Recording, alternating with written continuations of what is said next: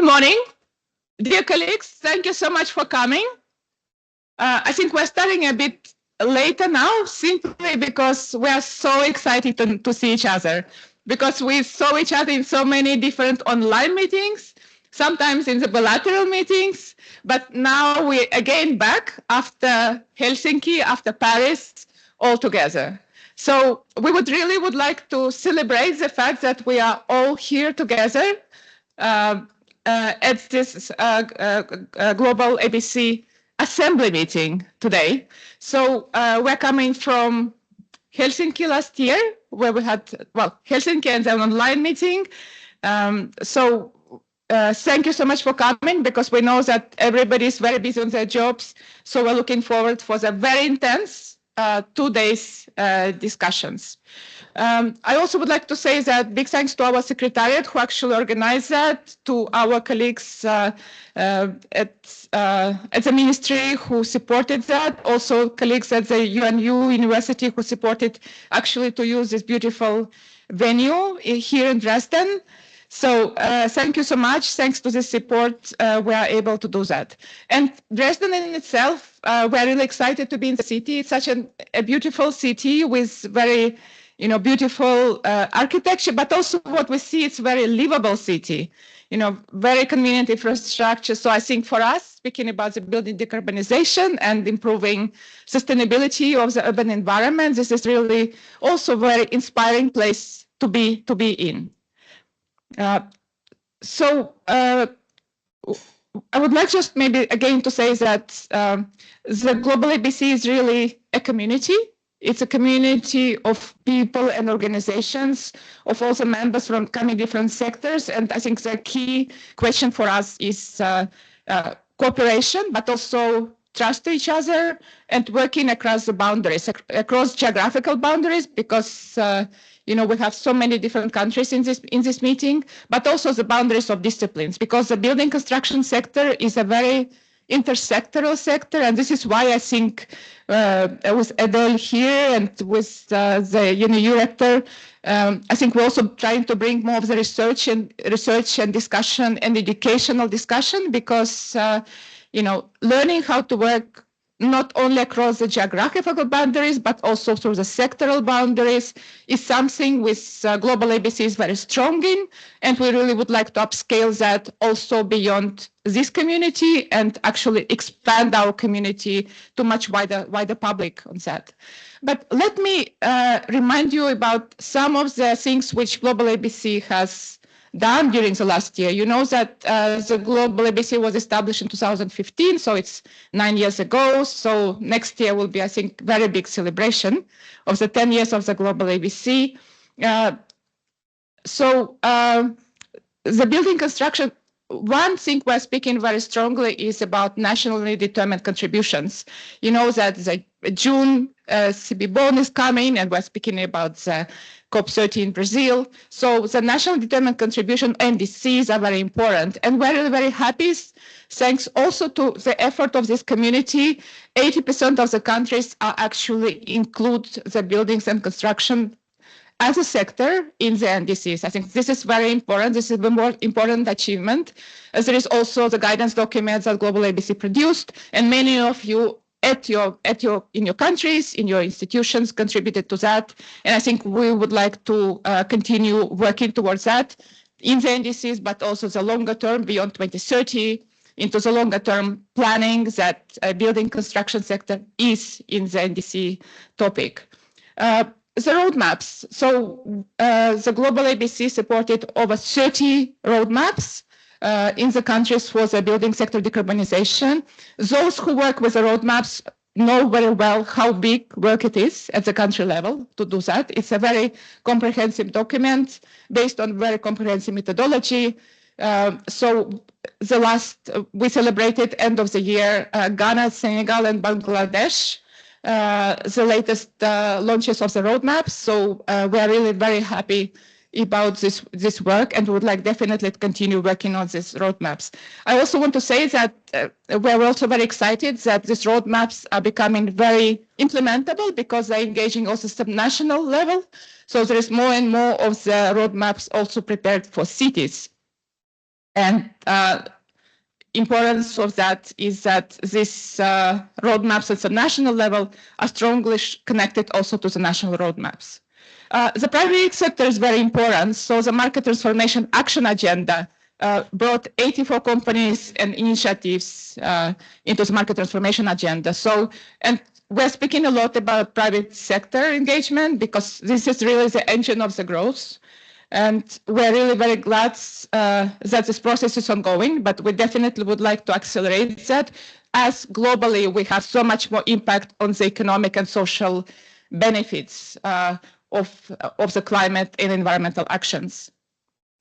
About the financing, and therefore the private sector engagement, I think in addition to private sector, the banking, insurance is very important.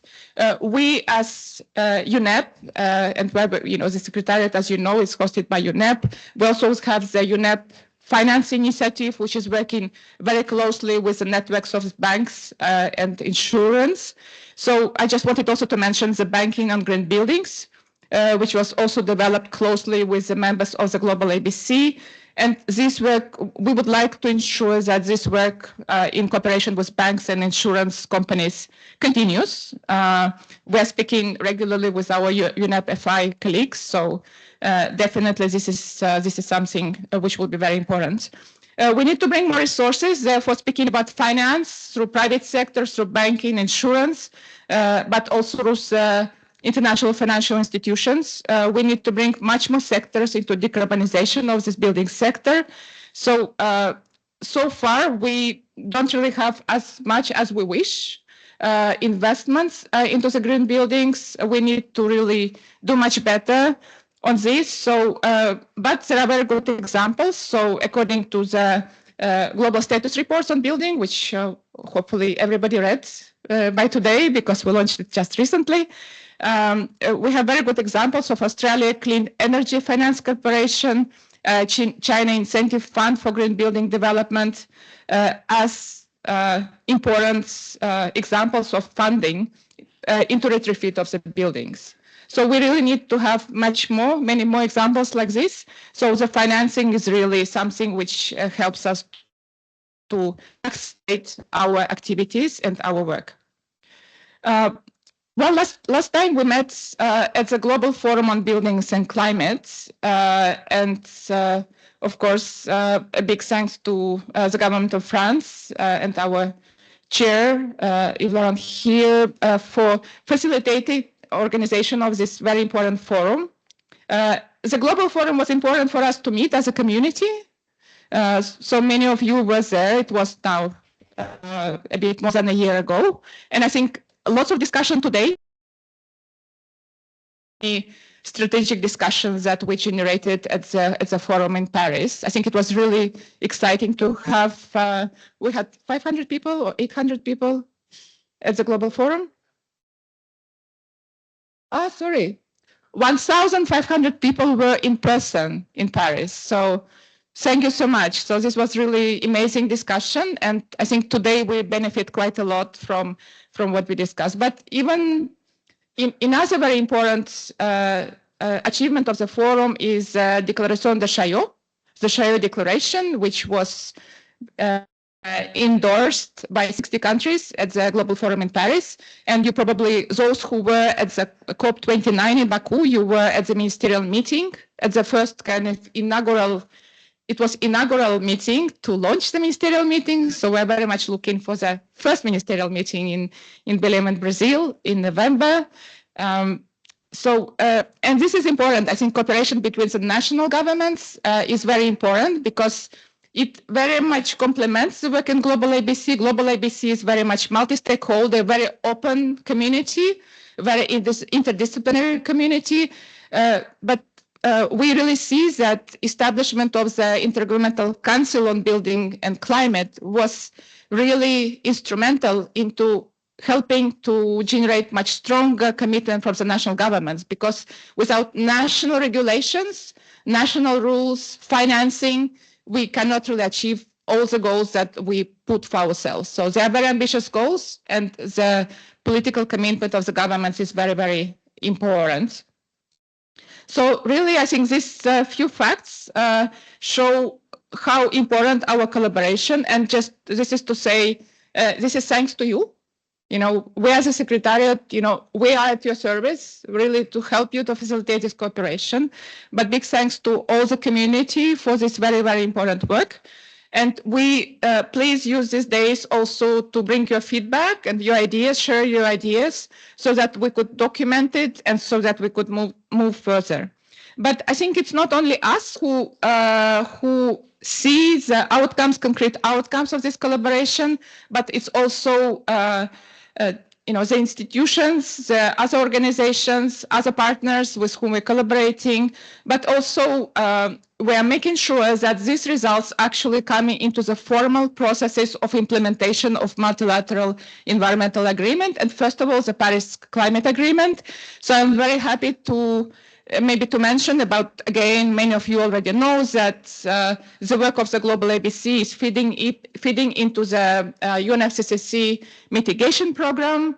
It is part of the program of work of the Technical Executive Committee. We are very much in the Marrakesh partnership.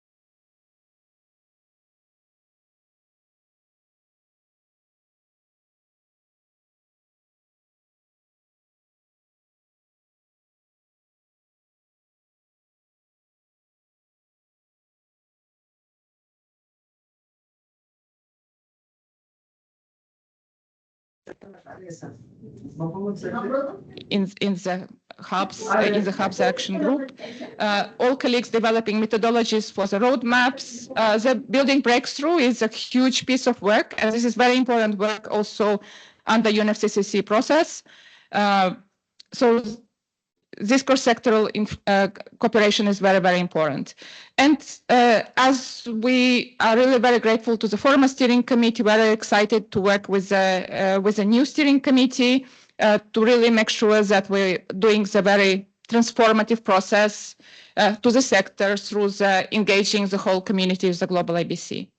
So what is next? I mean, I just wanted to, I mean, we will definitely have a more detailed discussion about what is a strategic priority after these 2 days. But from the discussion so far with many of you in hubs, in action groups, in webinars, in the ICBC, we really see that some points we would like to put already at the start of the meeting, kind of to the table of the discussion.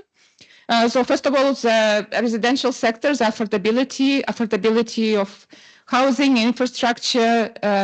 This is definitely a very important topic where we're discussing how we can go together towards that. So how to really balance the work on the, decreasing decarbonization and ensuring the affordability. It's extremely difficult topic. So definitely one of the topics that we were discussing last year at the Global Forum, but also this is where we'd like to get operational this year.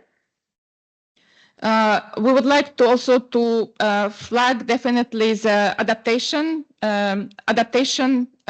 measures. So definitely, as much as you can do mitigation, as much you have funds for the mitigation, then there is not enough funds, so you have to do the adaptation. So adaptation approach definitely we see from discussing with the members as a very important priority. Training and skills, training the skills, developing local supply chains, training skilled workers, and in order to fully implement and enforce building policies, we discussed today is that training is definitely something which will help us to overcome the bottleneck. And of course the materials, the low carbon materials in many topics, with many of you already have a chat today in the morning. This is definitely needs to continue from what we hear from the members as important. Further, the deepening the global reach, we still speak with many partners who are not members of the GlobalABC. So now we reopen the GlobalABC membership. So we want to make sure that we expand the membership across the geographical borders, but also big organizations. And finally, just to say that we are collecting so much of the global knowledge and multidisciplinary knowledge. So we are very grateful to colleagues coming from the sites where we actually do concrete projects, technical cooperation projects, which actually improve quality of life of people, of local communities. So our ambition is also to strengthen the connection of our work on generating the expertise and knowledge to the very specific implementation, improving the quality of life of people. We're doing a lot of it, but definitely in today's situation, we would like really to accelerate this process and have the stronger connection. So our journey really just began on this just 9 years ago.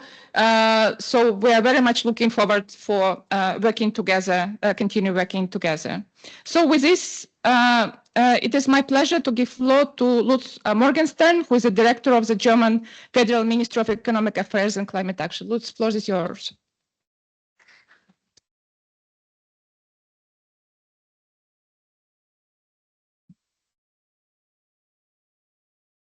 So thank you very much, Gulnara, for this invitation. Dear Professor Marwala, Mr. Belcik, Yves Laurent, dear colleagues and friends, it's really an honor to be here in Dresden now for this conference. And you will hear probably many reasons why it makes so much sense to have this conference here in Dresden. I will add only one example. You have already given some examples.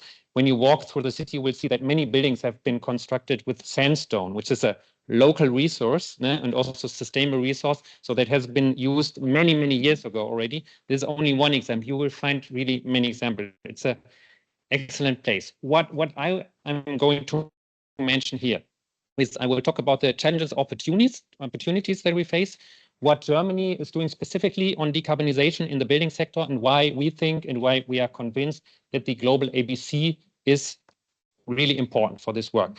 But first of all, before I do this, I really want to thank the organizers of this conference who have made this possible and who have brought this conference to Dresden. So the GlobalABC Secretariat, also UNU Flores, when we met in Baku, I know I was really convinced that this is an excellent idea to have the conference here. The representatives of the Free State of Saxony and also the city representatives of Dresden, thank you for having us here. But let's start with the challenges and opportunities. And I want to start with the good side.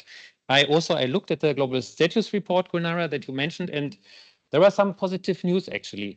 For the first time since 2020, emissions from the building sectors have stopped rising. You can find that in the report. There's a growing number of countries which is actually acting, be it regulations and codes, for more ambitious policies in the building sector, be it incentives. And then another reason that there's growing international cooperation. And we have mentioned the Déclaration de Chariot and all this work that we are doing together. This is important. But there are also bad news, or let's say challenges. The progress is still too slow. We face really big financing challenges. There are some numbers in this report, for example, specific area of energy efficiency for buildings. Investment must double from 270 billions to over 500 billions by 2030. So really, we have to go a long way. There are also the particular challenges to decarbonize the building sector, like the long lifespan of investments, slower innovation cycles, highly complex supply chains sometimes, and then I mentioned that the high costs. But we have to act on many opportunities. And now I'm going to give you 3 examples of what we are doing in Germany. I'm starting with one, and maybe people who are from Germany will think, wow, it's a sensitive topic, but the Gebäudeenergiegesetz, which was an intense debate in Germany. It was actually decided in 2020 and amended 2 years ago. And it's actually the most ambitious regulatory framework that Germany has ever introduced for the building sector, because it really puts us on a track to achieve climate neutrality in the building sector by 2045. That's explicitly stated in this law. Promotes the expansion of climate-friendly heating system, and it reduces the use of fossil fuels in the building sector. There's one specific regulation that says that from 2024, newly installed heating systems must be powered by at least 65% renewable energy, which means no gas and oil heating in new buildings. Yeah, there's a phase-in, and the code will then step by step apply to other buildings as well. And I want to be honest. At the moment, there are negotiations going on in Berlin for the new government, and parts of these negotiations might also be this building code, and there might be some modalities that might be changed. I don't know it. We don't know it, because at the moment it's really on the level of the leaders of the parties who will form this new coalition. But I am optimistic anyways that the direction of travel will not change, even though there might be small modifications in this law. And why am I so optimistic? Because the overall goal of Germany, climate neutrality by 2045, has been confirmed by this new government. And this is not an empty target, because there was, and this is my second example, there was a very important decision in Germany 3 weeks ago. Our constitution was amended by a 2/3 majority in the parliament, and we have now created an exception to the debt brake, to the constitutional debt brake, with a special budget of 500 billion euros for additional investments in infrastructure and investments to achieve climate neutrality in 2045.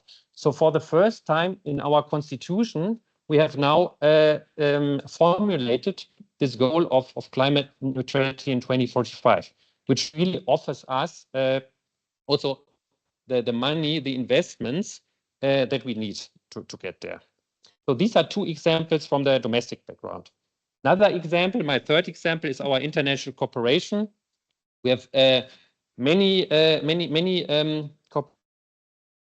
cooperations going on, and initiative is the International Climate Initiative, ICI, that probably many of you know.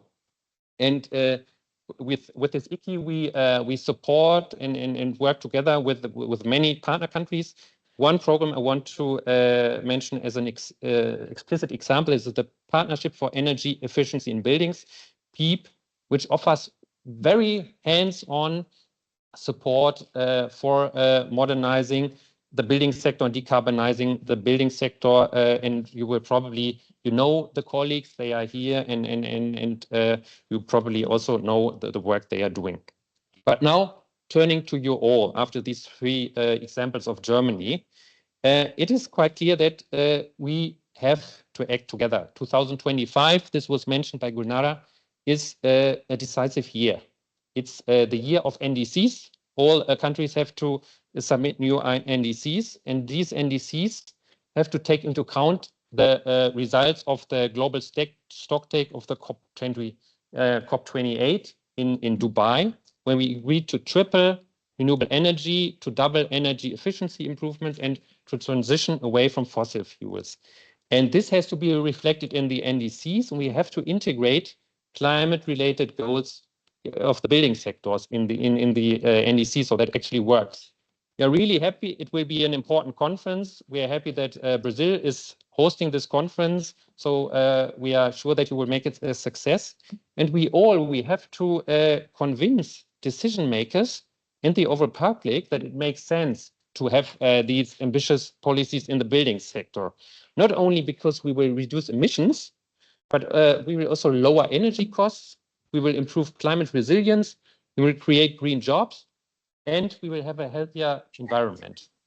And I truly believe that the GlobalABC and also this conference here in Dresden will be a decisive step in this direction. The GlobalABC brings together a wide range of relevant stakeholders. It goes way beyond the normal meetings and initiatives we have, because it crosses the silos that we often mean. And what is maybe most important, it acts in the spirit of multilateralism, which in these times is really a very important signal. So I'm happy that we are now here. I'm looking forward to the discussions we are going to have. I hope that they are really concrete, action-oriented, that we will discuss how to deliver results on the grounds, and that we will really make use of this hands-on community. Thank you very much, and looking forward to working with you.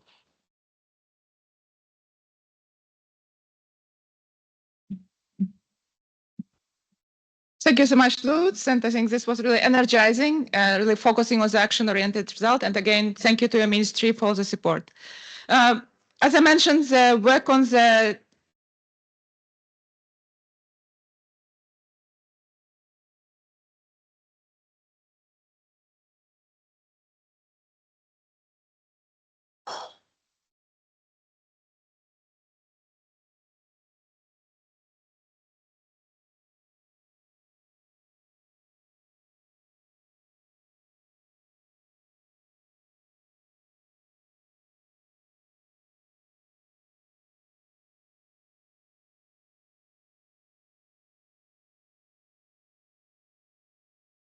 are up.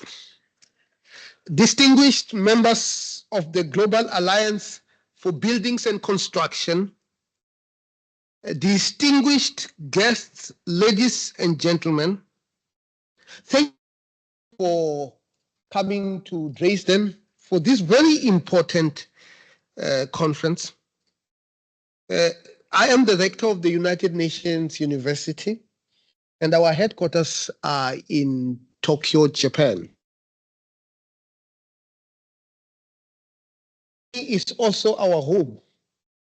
It is here in Germany that we have two institutes, one here in Dresden, another one in Bonn, and we also have a hub, engineering to face climate change, in Hamburg, with the Technical University of Hamburg.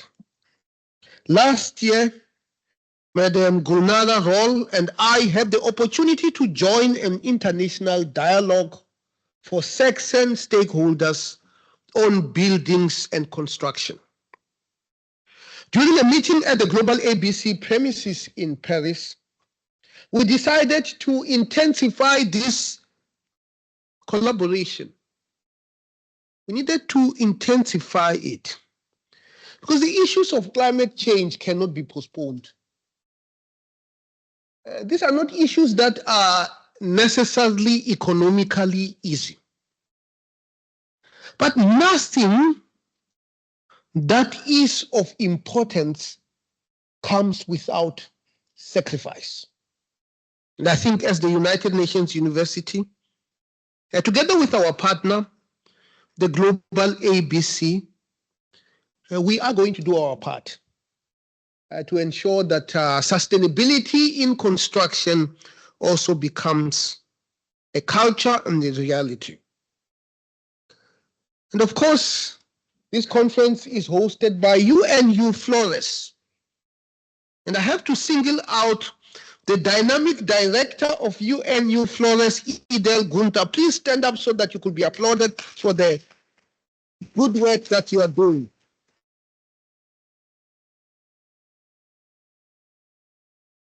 And UNU Flores, under Idel's leadership, actively contributed to GlobalABC events at COP in Azerbaijan, and I am confident that the vision of a house of no waste is actually going to be scaled out to the rest of the world.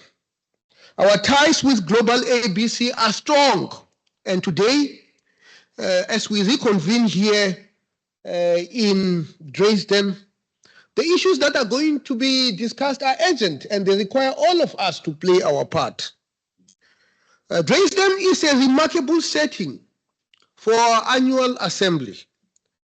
Groundbreaking advancement like the Cube, the world's first building made entirely of carbon, reinforced concrete, push the boundaries of what is possible.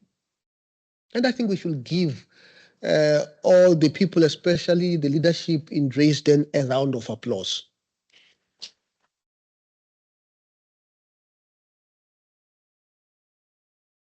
Also, here in Dresden, the concept of high-performance wood was invented. And I think as we reflect on some of these issues, we need to ensure that not only are these achievements only here in Germany, but also are shared with people everywhere, not just in the global north, but also in the global south. Yet, despite all this, Dresden also reminds us of real challenges, as seen when part of the Carola Bridge collapsed into the Elbe River. Of course, again, it reminds us of the issue of resilient but sustainable infrastructure. I'm actually an engineer. And normally when you talk about resilience and sustainability from an engineering perspective, you are dealing with the concept of multi-objective optimization. I don't want to take you to your class in mathematics, but multi-criteria optimization actually has quite fundamental issues. Pareto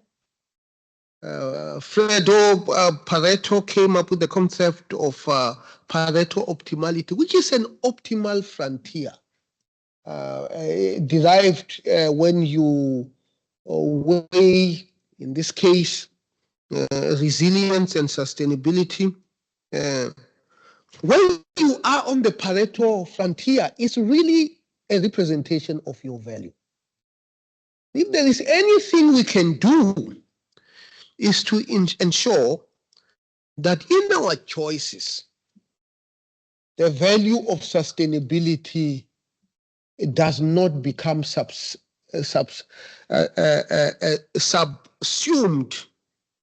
by the value of profit maximization. I know the stock markets don't like that, but not everything that matters are necessarily liked by the stock market. And maybe we need to change the framework and ensure that issues of sustainability, which is really about issues of long-term planning, are actually embedded into the value calculations in our markets. And of course, the world is changing, and our cities are expanding. At the same time, resources are depleting, and climate risks are intensifying. Buildings and construction are at the heart of the sustainability crisis. And the numbers actually speak for themselves. In 2022, buildings accounted to 34% of global energy demand. I have to repeat, 34%. It means when we are talking about any efficient utilization, more than a third of the time, we should be talking about energy demand by buildings. And of course, at the same time, they contribute 37% of the energy-related CO2 emissions. This number is staggering, and they probably test many of our assumptions. Meanwhile, the extraction of sand, gravel, and clay, which are essential materials for construction, has nearly surged fivefold in the past 50 years. By 2050, 60% of the buildings projected to exist have yet to be constructed, and mostly are going to be in the global south. If we rethink how we build, we can fundamentally reshape the future and make it sustainable. UNU Flores, under the leadership of Professor Dr. Gunther, is committed to leading and coordinating research and to bridging research and practice. And to do this, not just the member states like Germany, but globally at the United Nations level. Through our work on the resource nexus, we advocate for sustainable construction, extending the lifespan of buildings while reducing environmental impact.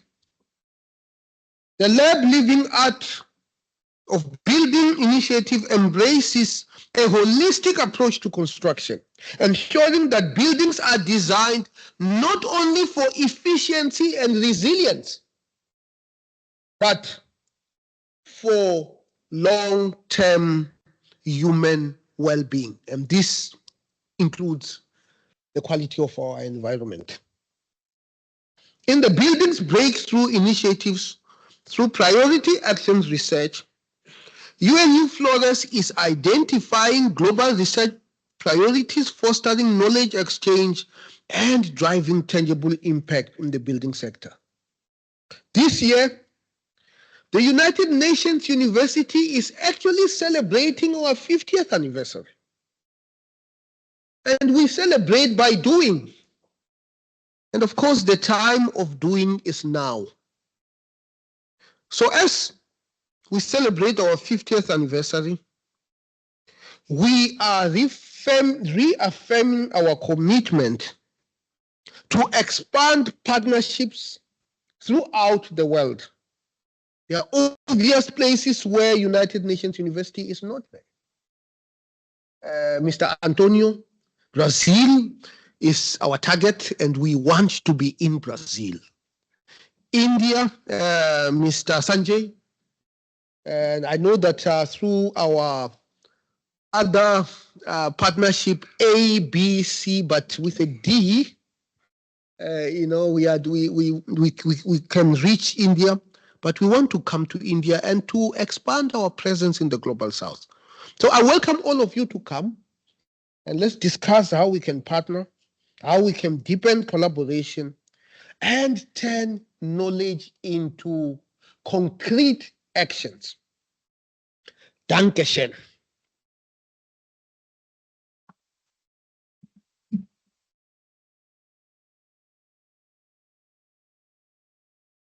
Thank you so much, Professor Marwala, also for bringing scientific perspective. I think Pareto optimization, we're using quite a lot in different activities, but I mean, the strength of this community is that it brings the human interaction. And the policy decisions are not always very logic.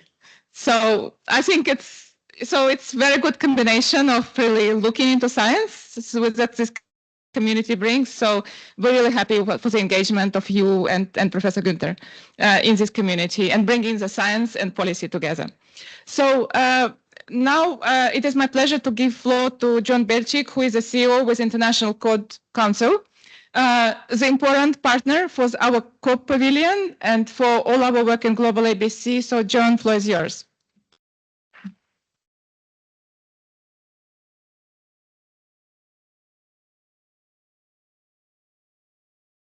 Guten Morgen, bonjour, and the only greeting that I will actually pronounce correctly, good morning. I'm John Belcik. I'm the CEO of the International Code Council, and I will routinely refer to International Code Council as ICC. Now, to be clear, in this international audience, ICC can stand for a lot of things, including the International Cricket Council, the International Criminal Court, but strictly for purposes of this presentation, it is the International Code Council. It is a pleasure and a privilege to be up here today and have the honor of being a keynote speaker with this very distinguished and august group of keynote speakers. So thank you very much to GlobalABC for the privilege of being up here today. Over the last 100 years, in excess of 100 years, ICC's global mission, a not-for-profit mission, has been to provide building safety solutions for communities around the world. And because of our name, our middle name being Code, as we like to say, our solutions start with the building codes. And within the US, the building codes our building codes, our model building codes, are widely adopted across the United States. The IBC, our International Building Code, and our IRC, our International Residential Code, are both adopted at either the state level or at local jurisdiction levels with local amendments across the country. And what that means is that every American is touched by, it has their lives touched by the ICC every day, whether they're at work, whether they're at home, or whether they're at play. We protect them and they're safer because of what ICC does. Our model codes are also form the basis for the national building codes for over a dozen countries around the world. In addition to that, the designs based upon the International Building Code, or the IBC, are widely accepted by regulators on all continents. In fact, some of the most iconic buildings around the world have been designed to the IBC. Building codes play an important role in creating a sustainable and more resilient environment, and we are committed certainly to building safety and building codes. And that commitment to this point has been through my words. But I also want to just take 1 second to butter up my boss a little bit, but also to recognize our commitment goes beyond just words, but also to our actions. And I want to point out that Mr. David Spencer, Dave, you want to rise for a second, is the president of the International Code Council's Board of Directors, or my boss.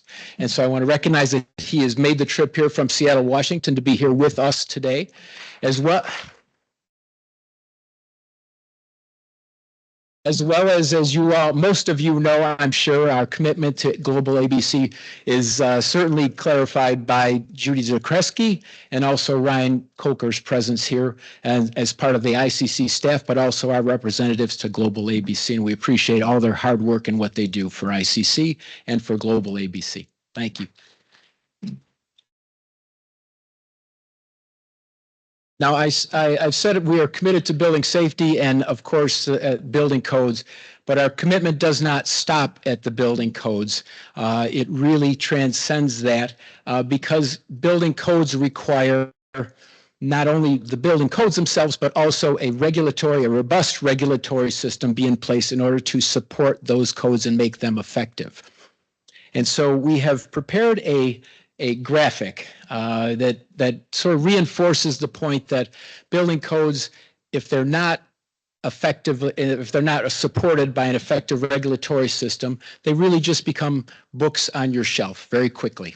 And so with that, I think, cue the graphic. There it is. We've created a graphic, or Judy and Ryan have created the graphic, that illustrates the key components of an effective building safety regulatory system. And it makes it easier for jurisdictions to review this graphic and then identify potential gaps in their own system. First, building regulations or building codes must be right-sized, enforceable, regularly updated, and also accessible by the stakeholders and users of those codes. Building codes are further strengthened by technical standards which define requirements for design, testing, and installation of building products and materials and systems. Standards must be appropriately tailored to local conditions, construction practices, and of course, availability of compliant products. An effective regulatory system also relies on licensing and credentialing of practitioners and enforcement personnel. This includes those who review plans, issue building permits, as well as perform building inspections. It also extends to the designers, contractors, and trade professionals. These professionals need ongoing training and education to be effective. That's why credentialing and professional development are a critical part of every regulatory system. Beyond construction, we need systems to ensure product compliance. Laboratory testing and certification by an accredited conformity assessment body provides verification that building products are compliant with existing codes and standards. Testing laboratories and product certification bodies should be accredited by recognized accreditation bodies to ensure that their processes are rigorous, comprehensive, and of course, consistent. An effective building safety regulatory system is enabled by legislation that establishes roles and responsibilities as well as enforcement powers. Elements of this building safety regulatory system are in place around the world and are shaped by local government, culture, and available resources.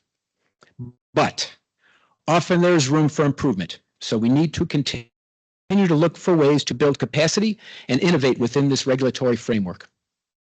From our work around the world, we have seen that just thinking about the regulatory framework holistically creates a necessary mind shift. When this happens, communities can begin to find the path to improvement that makes sense for them. Now, we'll move forward from there. I want us to sort of wrap this up with, I want to commend GlobalABC for creating a forum for collaboration for the industry, for industry professionals and governments to be able to convene together and be able to discuss, collaborate, and discuss their problems and find solutions to those things that are challenging out there in the world. In addition, I would like to recognize GlobalABC for its commitment to having the Buildings Pavilion at COP every year. It provides a forum for building and industry professionals with leadership. ICC is looking forward to continuing to work with GlobalABC, particularly in supporting the buildings breakthrough. And together we can elevate the discussion around the role that buildings play in achieving a more resilient, safer, and sustainable future. I thank you very much. Merci. Dankeschön, and thank you.